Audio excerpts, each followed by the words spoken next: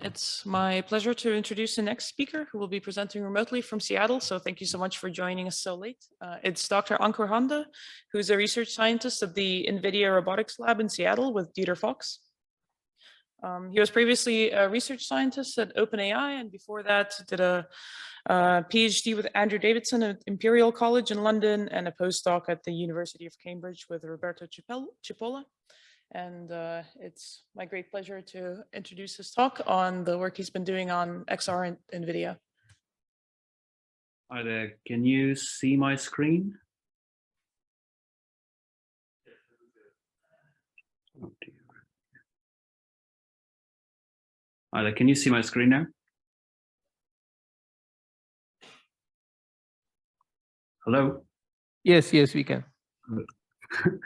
Just so yeah, my talk will be about developing teleoperation systems for challenging manipulation tasks in robotics.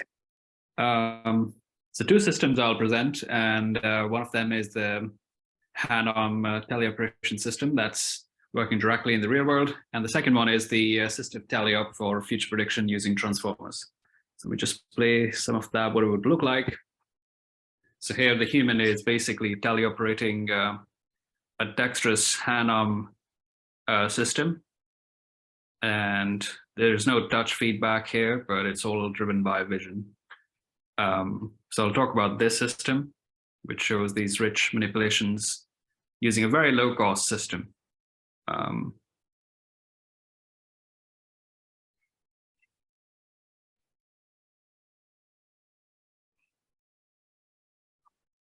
In the interest of time, I think I'll skip that and I'll come back to it later in the other slides. The other one is basically assistive tele-op system, where it's presenting the user with the future of where the robot should be, and if it's diverging from the expected future, human takes over and provides a slight nudge to get it back on track and then pick up from there. So yeah, the motivation, I think most challenging problems in robotics for now are AI complete. So robots serve as tools rather than doing things autonomously in many challenging scenarios. So we have the DARPA Robotics Challenge, which has been using teleoperation for search and rescue, and NASA has been using EVA for the teleoperation. And we see interesting efforts from 2017 from DLR. What's Justin doing? Is he ready to go to work? He's been waiting for you. Here is one astronaut is trying to control a robot from... During the Meteoron Surface Justin experiment, DLR ISS. humanoid robot Roland Justin was instructed to service a simulated Martian solar farm on Earth. A tablet computer on board the International Space Station let the crew supervise the robot with abstract commands. Roland Justin is capable of a wide variety of tasks, like to connect a data interface probe to the solar panels, inspect the system status, or perform updates. The intuitive user interface inspired Nestle to train 2 more NASA astronauts in flight. Jack Fisher was able to get up to speed with the system in a few minutes. It's a very high-level teleoperation. Unix station on 2, we have on SPU3, the solar array seems to have detached and it's laying on the ground. I've got some pictures and I'll send them to you shortly. Thank you for that. Can you also get a couple more pictures from various angles so we can have a better look at it? With our scheduled crew time running out, Randy Bresnik still successfully performed an additional maintenance task. This 2-hour ISS crew session gave us our first insight into how astronauts can collaborate with remote robots as coworkers. The data we collected will serve as a baseline of our continuing endeavor to create better robot assistants for future space exploration. And we know that this Da Vinci robot's been used for telesurgery. And this is another one from the famous PR1 robots, which was teleoperated to do a lot of complicated things that we want our robots to do now, but we haven't been able to find the right algorithms. What it does show that the hardware is almost there, and what's missing is the software algorithm that runs on top of it. What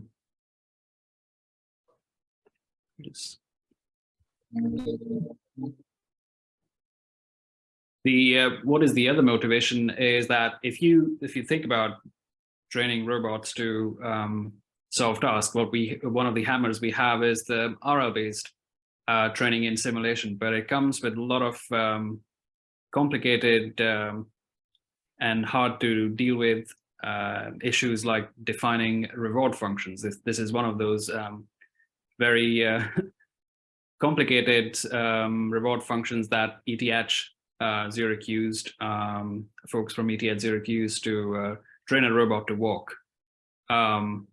It's possible, but I think it's extremely difficult, and it's not possible for every task.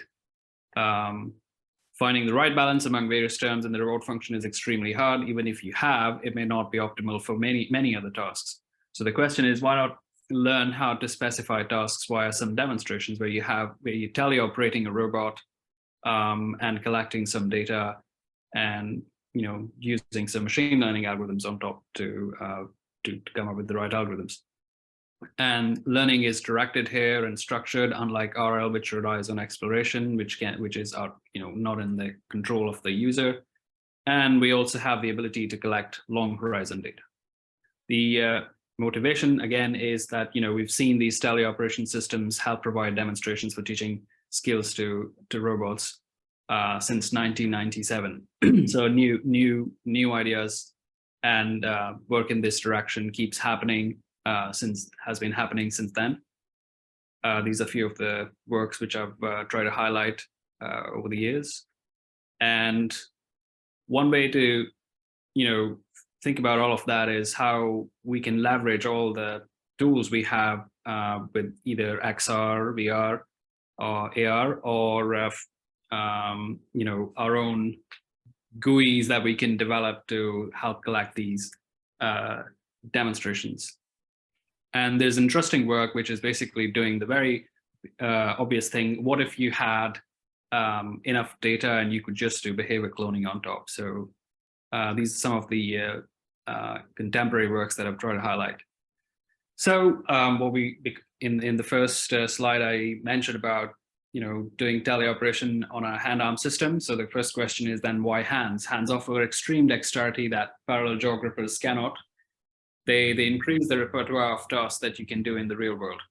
And also they offer kinematic redundancy, which is very useful for stable growth. So this is these are a few challenging things that you don't see robots doing as of now, but the inspiration is from the human hand, and these things are almost impossible to do with a parallel geographer. Yeah, there are some examples in this direction.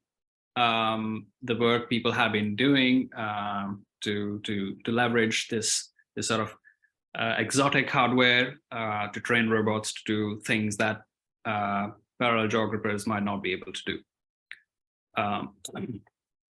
So we developed this hand-arm teleoperation system a few years ago. This was primarily motivated.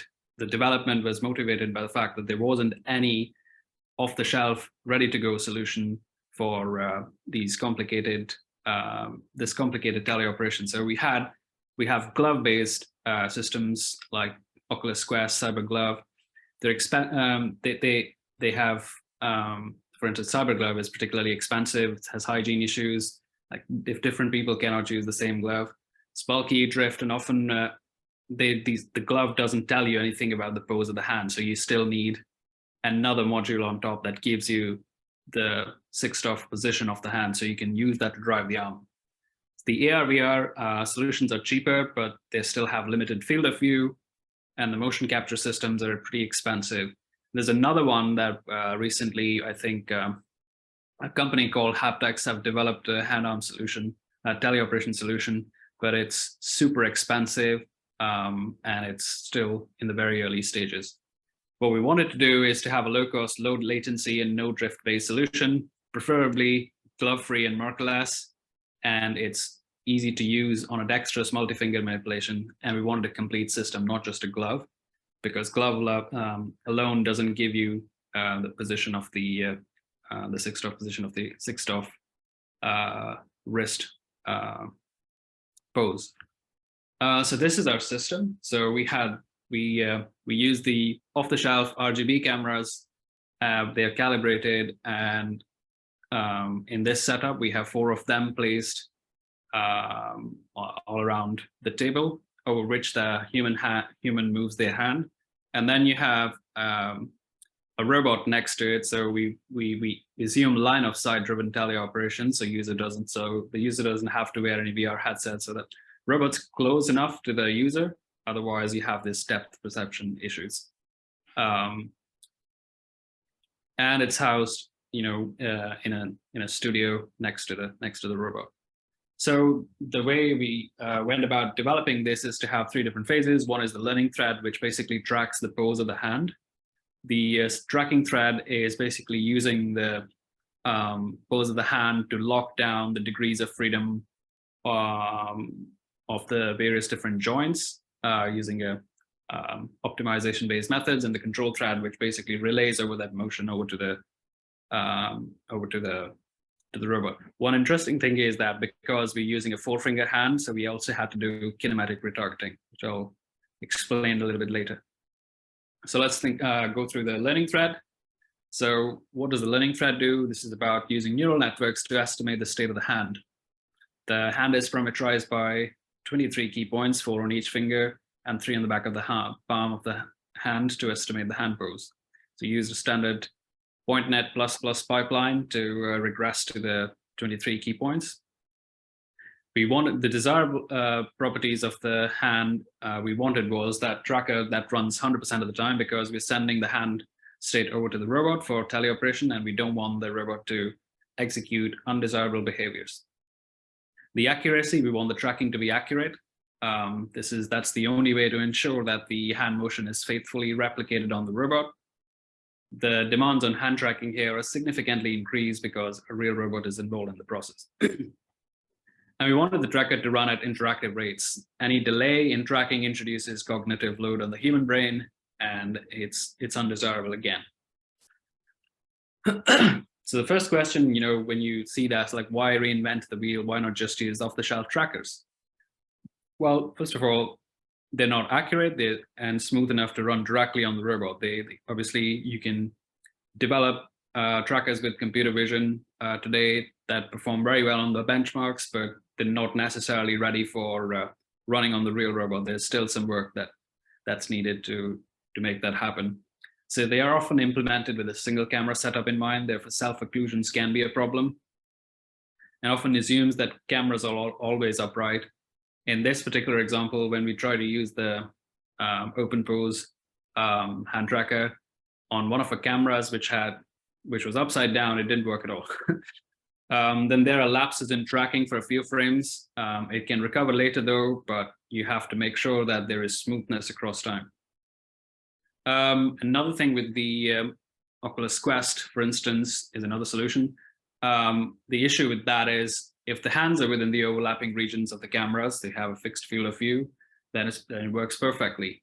But it's not reliable if the hands move out of the field of view of the camera, of the cameras used on the Quest. And if the palm is occluding the fingers, so they're only front-facing cameras, so if you make a fist, these cameras cannot see your fingers. So that's also not something we would want. So we want to know when we are grasping certain objects, we want to be able to still track the position of the fingers.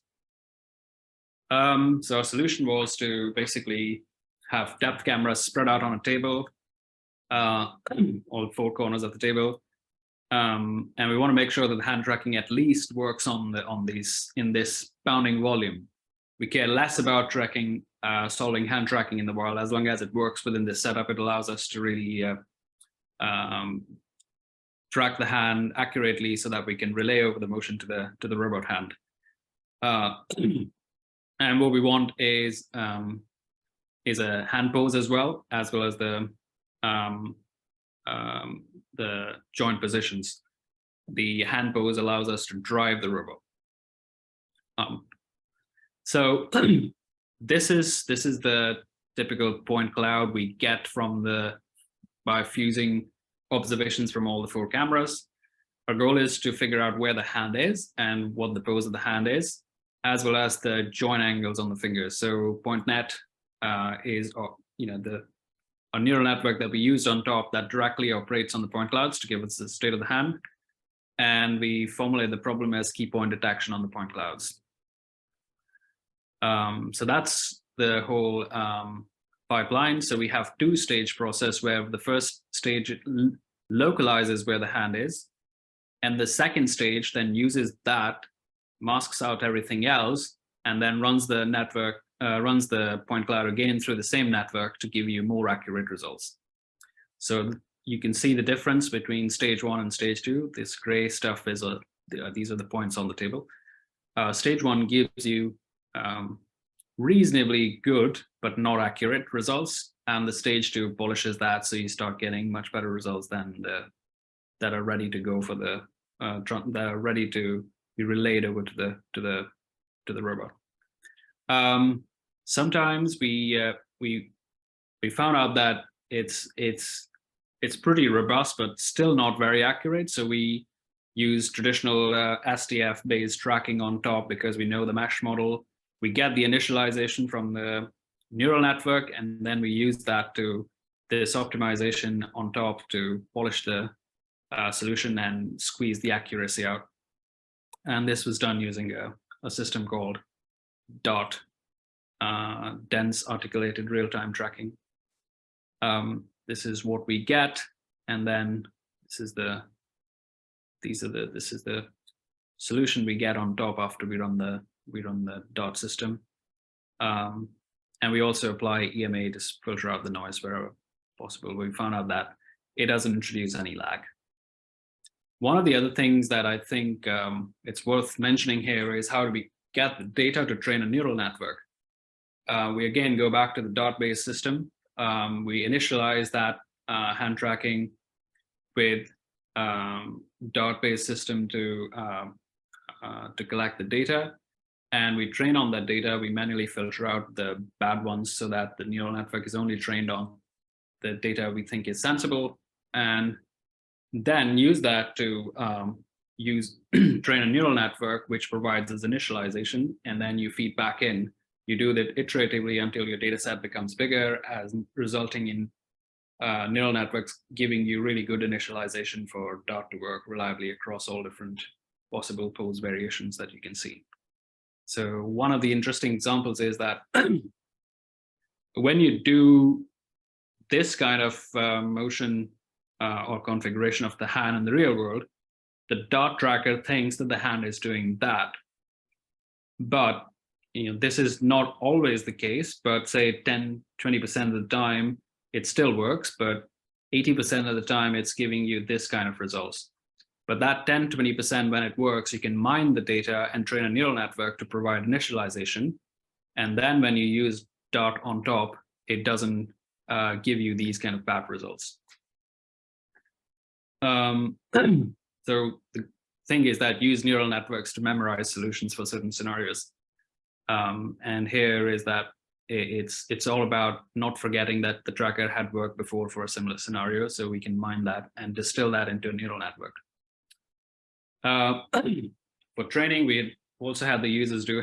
So one interesting thing, which is again worth mentioning, is that we want to be able to do teleoperation for the robotic scenarios we did. We actually made the users do those hand poses, like grasping hand poses, to collect the data. Without that, the accuracy of the track, the accuracy and the robustness of the tracker was still not as good. So that was essential. Our goal is to make the tracker work 100% of the time. If for some poses we find that it fails, we figure out a way to combine model-free and model-based systems to collect the data, train on it again, and make it work. So now comes the tracking thread with retargeting. That is because we're using a different hand morphology to the one human has. So we needed some retargeting. This is some retargeting cost function that we used, where you make sure that the relative distances between the fingertips is maintained, and some regularization on top to ensure that it doesn't give you very odd solutions at times. So we can use nonlinear least square on top to optimize this. So one thing we in this slide, we see that we are only looking at the fingertips. We're not doing anything with the other joints. So if we only cared about fingertips, then why do the hand tracking? I think the reason is you can get better finger tracking, finger positions only if you impose a structure that you're tracking a hand. Otherwise, you can have pretty unexpected finger tip position results. And we also get a hand pose on top. So these are the results we get when the human hand does this. The robot hand does pretty similar stuff. One thing which I think it's worth looking at is if you pinch your fingers, the tracker thinks that the human is doing this. This was also seen in the Oculus Quest, like human is doing that, and the tracker thinks it's doing this. So we had this another regularization on top to fix these issues. So if it's within, if the fingers are within epsilon threshold, you force them to touch each other. So that's pretty much what we did, pushing the center of masses of the fingers inside each other, use this as a constraint in the optimization to do that. And we needed that because we wanted to pick thin objects, for instance, credit cards or paper currency that I have shown earlier. And that's the control thread, which is basically relaying over that to the real robot. It's using RMPs, and the estimated state of the hand is given as the target state goal for the controller for the arm. Then it figures out the torques that that need to be sent to the robot to execute the motion. So these are some of the objects we use to do the teleoperation on with this system, and they are reasonably challenging. And many users, we basically tested across 2 different pilots, but there is no such restriction that only 2 can use it. Many users can walk in and start doing teleoperation without having to calibrate this, without having to calibrate the system all over again.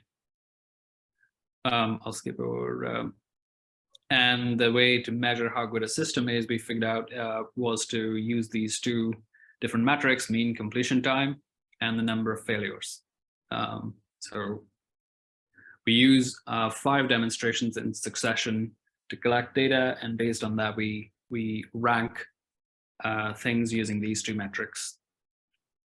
So I'll play that video again to show you the strength of this system. This is interesting because all fingers are being used to do really dexterous. This one's also pretty interesting. Then sliding a card. Without the regularization we had, we wouldn't be able to do so. This is opening a box, picking up a paper, opening a bottle or a jar here in this case.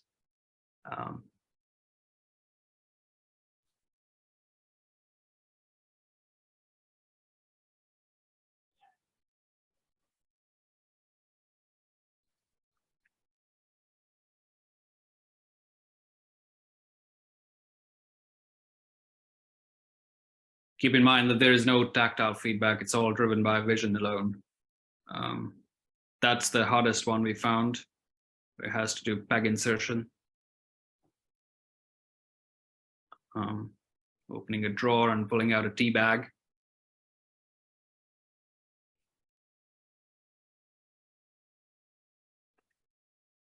Closer look at some long duration teleoperation, I think, which is also, it was all about opening this tray and pulling a box out of it.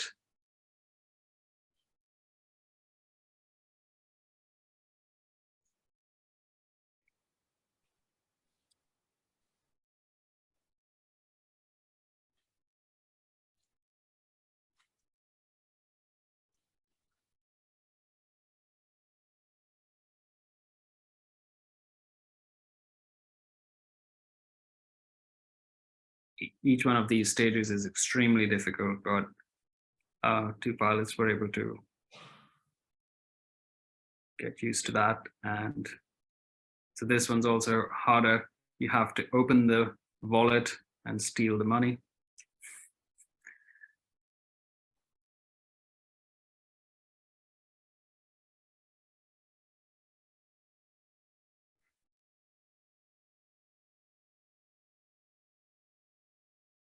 These are very long horizon tasks, which show the ability of the system to track the hand poses across,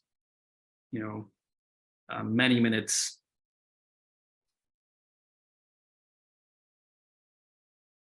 Can skip that. So these are some statistics on mean completion time for wallet and container tasks. The pilots took longer just because they are very long horizon tasks, and often you see that both pilots were able to do reasonably well across all tasks, with the odd exception of the brick gating and the cup insertion.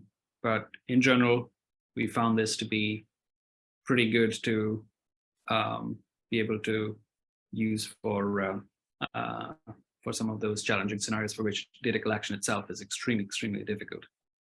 Some remarks on this. The tasks were extremely complicated, and defining reward functions is almost impossible for these tasks. The highlight is that system works without any tactile feedback. It says a lot about our brains are able to adapt to these tasks with vision-only input. In Haptics, the company that I showed a slide about, told us that their system, in their system, the user only needed tactile feedback at the start of a few trials, but they naturally adapted to it from thereafter. One of the other interesting things we see is that when the user does any reattempts, this still provides the data that is valuable for learning how to recover from failures. We've been able to use some of that to do some learning from demonstration. I'll play some of those videos again.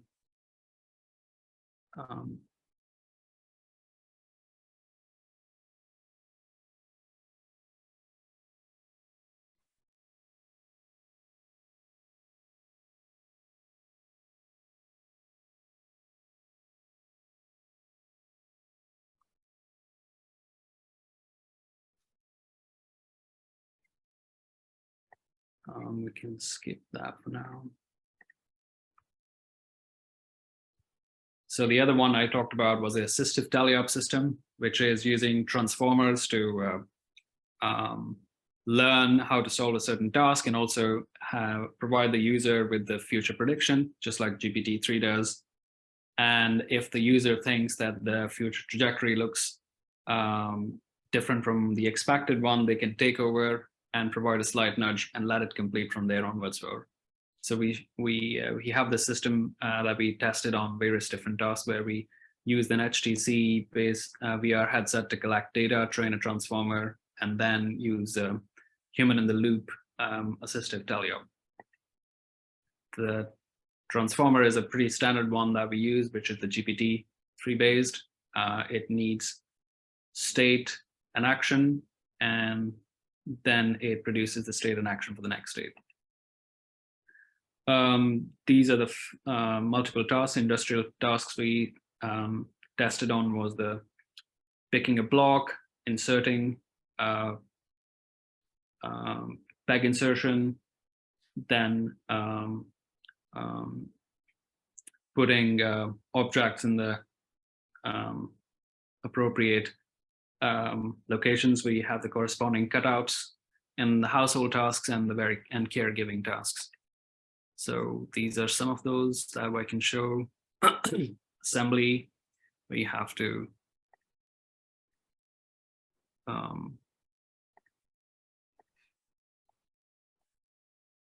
put those objects in their respective locations. The yellow is the past and the blue is the future. So it does that here.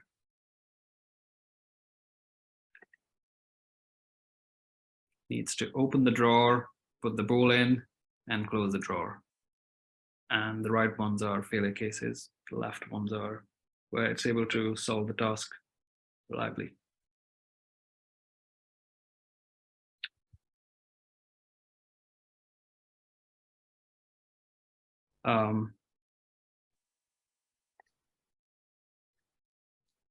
These are some other tasks with caregiving, where we show that it's not working for some reason.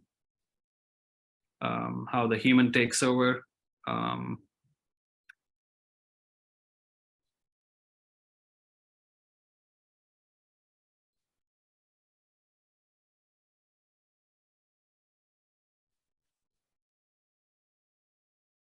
The yellow is the past and the blue is the future. So red is where the end effector currently is. Here the human takes over because it was going in a different direction. Sorry to interrupt, but I think we're Okay. a I'm little on the bit last over slide. time. Great, perfect. Yeah, I'm on the last slide, so I think I can end it here. So if you have any questions, let me know. Right, thank you so much for the talk.